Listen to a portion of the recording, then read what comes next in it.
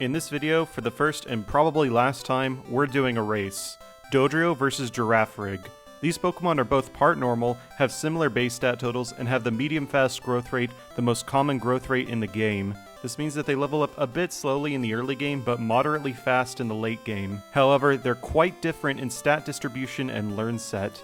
Their typing definitely pairs well with how their stats are distributed. Dodrio, a normal flying type, is a fast physical attacker, where Girafarig, a normal psychic type, is a mixed attacker with good enough speed. Well, almost good enough. It's not outspeeding Bugsy Scyther or Whitney's Miltank without lots of training. Their typing also goes well with their learn set. Girafarig, a Gen 2 normal psychic type, starts with the absolutely busted Confusion Stomp combo. It gets Psybeam later, and it gets lots of coverage moves. Shadow Ball, Earthquake, Thunderbolt, Crunch, Mud Slap. If it had Surf, it would be perfect, as that would mean we wouldn't need to think about Jasmine. But sadly, it's Gen 2, and for every new Gen 2 Pokemon, there has to be some kind of catch. We can't just have a really good Gen 2 Pokemon with no drawbacks. That would be silly. On the other hand, Dodrio, a Gen 1 normal flying type, as expected, gets fuck all. Peck, Drill Peck, Tri-Attack, Mud Slap. That's it. Not even Headbutt, and it has 3 heads. Its only purpose in life is to get return as fast as possible, and then it just uses that for the rest of the game.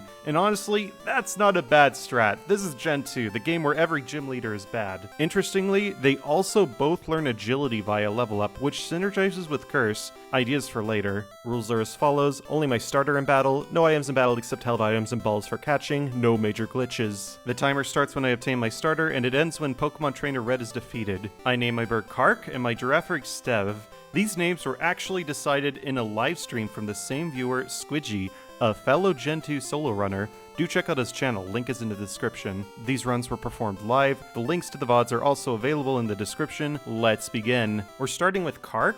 We did do a Dodrio run a few years ago and got a time of 1 hour, 22 minutes, and 56 seconds. Back then, that was fine, but 122 today is the D tier, the same tier as Beedrill. Good Pokemon get sub 110, so an update to this Pokemon was long overdue. Our rival of choice is the Cynical rival, as we don't have any disadvantage against any of the rival's Pokemon, and this one can theoretically burn us. Totodile would have been a valid choice too, since Feraligatr will be able to tank a full power return, though taking one extra turn to beat doesn't actually mean it's harder. Its best move is Water Gun after all. Of course I named the rival Triple Question Mark, that's his name, don't wear it out. I catch a Sentret. This Pokemon learns Surf and Cut, it's really good. We start by taking some optionals, Joey and Dawn. This means we reach level 7 for Abe Spearow and can outspeed it. And against Falkner, we 3-hit KO the Pidgey, and thanks to a crit, we 3-hit KO the Pidgeotto, giving us a Falkner split of 3 minutes and 25 seconds. Between Falkner and Bugsy, we grab Swift and also teach Mud Slap. Swift is a huge upgrade over Peck, making it well worth a backtrack, and Mud Slap will help us against Magnemite. In Bugsy's gym, Peck just shreds everything. Even when a String Shot from Metapod causes Kark to be slower than Scyther, we just 2-shot it, giving us a Bugsy split of 7 minutes and 17 seconds. And in Goldenrod, we do the Underground plus Isaac, we get Abra, beat Walt, beat Mark, and beat Alan. And once we beat Carrie, we unlock Tri-Attack at level 21, replacing Fury Attack. Tri-Attack one-shots Clefairy, it's not quite a 2-shot on Miltank, and the second rollout crits. But Kark hangs on with just 3 HP, letting it finish off the cow, giving Kark a Whitney split of 11 minutes and 35 seconds. Our time at the Sudowoodo is 12 minutes and 25 seconds, which ends the early game. Let's see how Stev does it. Girafarig is technically a newcomer as far as rankings go. I've live streamed it a few times before to various results, but then I stopped because it just wasn't going anywhere. Then recently, I did it again. Here's the result of that. We chose the water type rival because he will teach it Bite, which is super effective. Not that it does much, it's not Stab, and it's coming off of the lowest special attack of all starters in the game, but it does mean something, I guess. Maybe the rival is actually a genius and we just don't understand him, but I have my doubts. At level 6, we're a couple points slower than Abe Spearow, which is level 9. Not nice. This thing is point for point as powerful as Falkner's Pidgeotto, but you have to fight it under-leveled. However, starting with Stomp instead of Peck has given Stev a huge advantage as it is, so it's fine. And at level 8, Stomp does massive damage to Falkner's entire team, giving us a Falkner split of 2 minutes and 55 seconds. This move is amazing. On the way to Bugsy, we fight so many optionals. The Poliwag Fisher, all of the Hikers, all of the Fire Breathers. We also fight the rival before entering the gym, and then we fight Benny. This training is crucial as we get basically exactly level 18 after Bugsy's Metapod, giving us exactly 1 more speed than Scyther, as well as a 2-hit KO range with Stomp. And Kakuna is obviously a non-issue. Why he even has one is beyond me, since Benny has a Beedrill, but here we are, and I wouldn't have it any other way. 7 minutes, 33 second Bugsy. We get the bike, do the underground, get the coin case, and get Abra. And once we beat Carrie, Stev reaches level 20. We're 1 level away from outspeeding Miltank, however it doesn't matter because we got agility. Against Whitney, we set up agility, and Clefairy goes for Zap Cannon. Whitney is not messing around. However, it misses, so we're fine. Miltank immediately goes for Rollout, and we don't get a flinch. We don't get one on the second turn, and on the third turn, Rollout does massive damage. But Steph hangs on with just 6 HP, Stomp finishes off the cow, giving us a Whitney split of 10 minutes and 25 seconds. We catch a Psyduck. This isn't my usual HM user, as unlike Poliwag, it's only a 30% chance instead of a 90% chance. However, in theory, it's the fastest HM user, as it means not needing to get a Poliwag or Shuckle. We then make it past the Sudowoodo at 11 minutes and 49 seconds. Time to check in. Stev currently holds a pretty formidable lead of 36 seconds. Both Pokemon had to do a lot of training for Whitney, but Stev only needed level 18 for Bugsy, after which it could just let its own momentum take it to level 20 for Whitney with minimum battles just in time for agility. Kark, however, needed level 21 to unlock Tri-Attack to make Whitney not bad. I'm sure Swift is technically enough to win, but there is potential for resets that can be avoided. I'm probably going to redo these later, and if so, I may just do the run without the extra grind, so don't assume that these times are set in stone. This is just for fun. Anyway, we're going to go back to Kark. Being 36 seconds behind isn't great, but remember, that was just the early game. A lot can happen. After beating the Komodo girls, we grab the Mint Berry, beat Eugene, do Lighthouse, and bike back to Ecruteak, beating Rival 3. We encounter Morty at level 28. Peck, even despite not being super effective, will do more damage than Mudslap thanks to Stab and Falconer's Badge Boost. Ghastly is one-shot. We want to use Mudslap on Haunter to drop its accuracy in case it uses Hypnosis, but it uses Curse, which is also fine. The detrimental effect of Curse doesn't actually apply if you cause the opponent to faint. Mudslap lowers Gengar's accuracy, but this isn't enough to stop the first Hypnosis from landing. Luckily, it's blocked by the Mint Berry, and at -2 accuracy, Hypnosis fails to connect for a second time, and his last Haunter is completely ineffective against Dodrio, giving us a Morty split of 17 minutes and 52 seconds. We beat Miller, Ron, and Ben, netting us some extra XP. We encounter a full odds shiny Gyarados, a 1 in 8,192 chance, and Tri-Attack 2-shots it. While we're here, we can get Hidden Power. At Olivine, we grab Shucky. This turned out to be a complete waste of time because I already had a Poliwhirl. Oh well. Amphi is of course sick with something that isn't paralysis, poison, freeze, sleep, burn, or literal death, the only things that the Pokemon Center can heal, and thus we have to smuggle the cure into Johto using the Shady Man's house. We then mow down Chuck's entire gym. Against Chuck, Tri-Attack 1-shots Primeape and it 2-shots Poliwrath, who lands Dynamic Punch, but thanks to a Bitter Berry, it doesn't matter, giving us a Chuck split of 22 minutes and 9 seconds. Lance commits a bunch of felonies, we get the ball behind the wall, the rival is mad because bad, and after deleting 3 defenseless wild animals, we are able to challenge Price. We encounter Price at level 35. Return 1-shot Seal, however, it is not a 1-shot on Dugong, thus we instead select Mudslap to drop its accuracy, allowing it to miss Aurora Beam, so Return can finish it off. Because Aurora Beam missed, Piloswine doesn't see a KO with Blizzard, thus it uses bad moves like Mist, allowing us to safely 2-hit KO it, giving us a Price split of 27 minutes and 45 seconds. We encounter Jasmine at level 36. Thanks to our level and a bunch of proteins, Mudslap has an 88% chance to 1-shot Magnemite, and we get both of them. And thanks to Price's Badge Boost, Hidden Power Water 2-shots the Steelix, giving us a Jasmine split of 28 minutes and 48 seconds. Radio Tower is a complete sweep. We crush the rival and the executives. The last major trainer for the mid-game is Claire, and at level 45, with Swift making us functionally immune to Smokescreen, Claire is completely free, giving us a Claire split of 39 minutes and 3 seconds. Of course, she is mad because bad, so we have to do the Radio Tower quiz a second time to actually get the badge. Exiting Dragon's Den gives us a mid-game split of 40 minutes. Back to Stev. Stev does Kimono Girls and Lighthouse, but the only optional we fight is Dennis. This is to ensure level 35 after Price, and after beating Rival 3, Stev completely sweeps Morty's gym with Confusion, and a held Mint Berry makes Morty's fight completely free, giving us a Morty split of 17 minutes and 5 seconds. Like Kark, Stev has a type advantage against Chuck and no weakness. He's not exactly free though, as we have to get off 2 stomps followed by Confusion on Poliwrath, allowing him enough time to land Hypnosis after a Mind Reader, but then he just misses Dynamic Punch twice and we win, giving us a Chuck split of 20 minutes and 5 seconds. We encounter Price at level 34. Seal's Icy Wind hits and lowers our speed, however we're still faster than his entire team, so it doesn't matter. Dugong lands Aurora Beam, but this doesn't drop her attack. Piloswine could potentially freeze with a Blizzard Freeze or crit, but it thankfully just goes for bad moves, giving us a price split of 25 minutes and 5 seconds. And with 5 rare candies to get to level 40 for Jasmine, Mudslap is about a 50-50 on whether or not it one-shots Magnemite.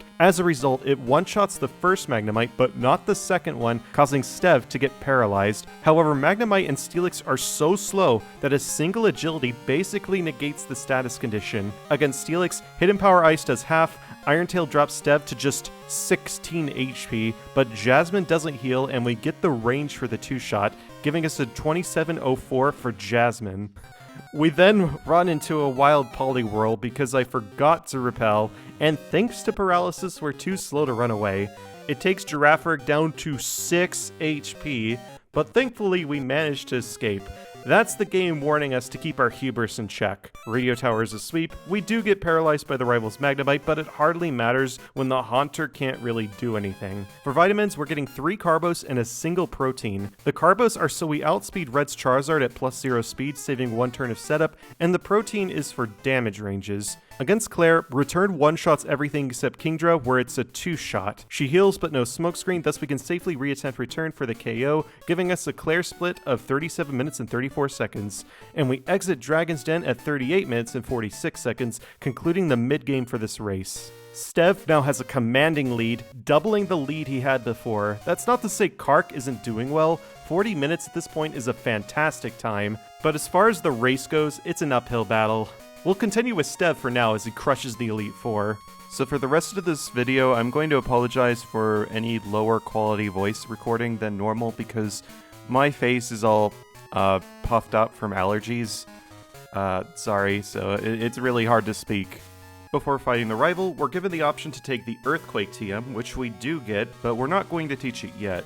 Earthquake is good against the Elite Four, but we need Return, Psybeam, and Hidden Power even more, and we're using Agility for Red. This means Rival 5's Magneton won't be one-shot, which puts us at risk of Thunder Wave, but thanks to the power of Friendship, Thunder Wave misses. The first Elite Four member is Koga, who specializes in Bug and Poison types. Return is a clean one-shot on Ariados, but Forretress explodes, giving us our first reset. On the second attempt, it just goes for bad moves. Next up is Bruno, and he specializes in losing. Return is good against the Hitmons, and Psybeam is good against Onyx. Against Machamp, it lands Cross Chop, but no crit, so we're fine. Next up is Karen, and Karen is where good runs come to die. Having less than full HP lowers her chances of using Sand Attack, but not all the way. Oh dear. Murkrow is a one-shot, Houndoom is a one-shot, we miss Psybeam on Gengar twice. But once it uses Curse, it can't really do anything else, and Psybeam finishes off Vileplume in a single hit. No Karen reset. Last is Lance, and he specializes in cheating, and after beating Gyarados, we get offered Crunch.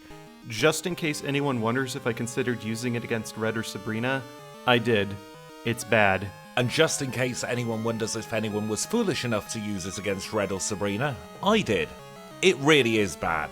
Anyway, Hidden Power Ice one-shots the Dragonites and two-shots Aerodactyl. Return 2-shots Charizard, and the final Dragonite is one-shot by Hidden Power Ice, giving us a Lance split of 44 minutes and 39 seconds. It's Kark's turn. Against Koga, Return one-shots his entire team except Forretress, where we have Drill Peck to 2-shot. Forretress is not going to explode on the first turn, so this fight is completely free. Drill Peck melts Bruno's team. We then use 6 rare candies for Karen, rocketing Kark's level from 51 to 57, and at this level, Kark can one-shot Umbreon, but he crits anyway, doing so much damage that it sends Umbreon directly to the Shadow Realm. And against Lance, Return one-shots Gyarados and the first 2 Dragonites. Aerodactyl uses Rock Slide on Kark, taking him to just above half, and Return finishes it off. Return one-shots Charizard, but Return doesn't quite one-shot the level 50 Dragonite, and Outrage does a lot of damage, but it's not enough. Kark uses Return, beating the Johto section with a time of 46 minutes and 9 seconds. Nice. Checking in with our times, Stev actually manages to pull ahead by another 16 seconds despite taking a reset. So, how come? In order to get the necessary levels, Kark had to get 2 extra rare candies, Mount Mortar and Tojo Falls. Stev already had the Tojo Falls candy because he needed it for Jasmine, and Mount Mortar's candy took around 17 seconds to grab.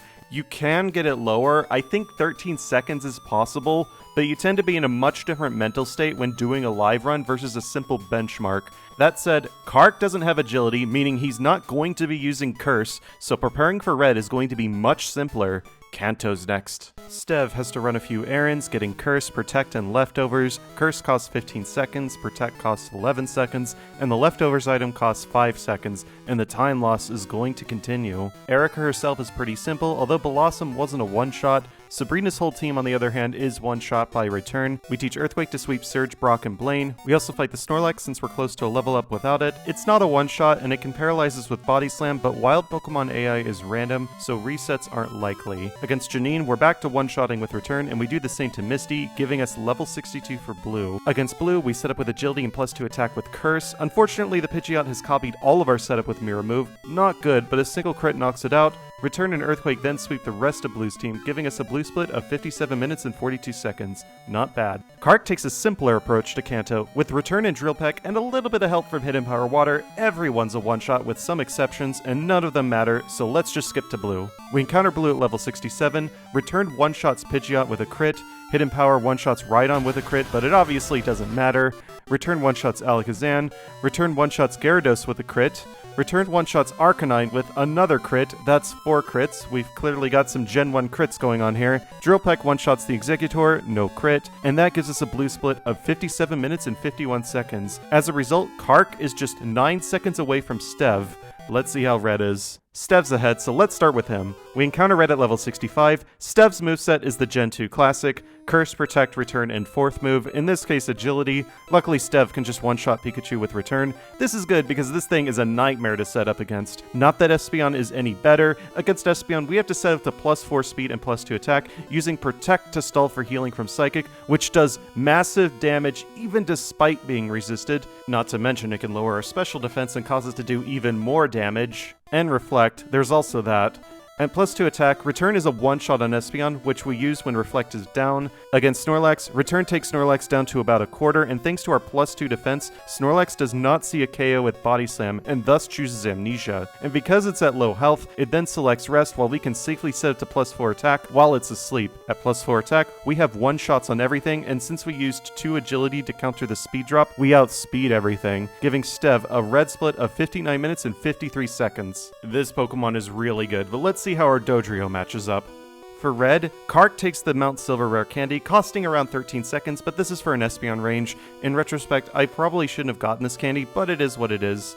We encounter Red at level Nice. As you can see, our moveset hasn't changed since Blue or even since Claire. We still have Swift because there's just nothing else to put there. Anyway, the strat is to just attack over and over until we win. Return one-shots Pikachu, we two-shot Blastoise who destroys us with Blizzard, giving Kark his first reset. He doesn't have a one-shot and the AI doesn't prioritize super effective moves in the same way it does in Gen 1. Blastoise usually sets up Rain Dance, so we were just a bit unlucky. On the second attempt, Blastoise gets crit with Return.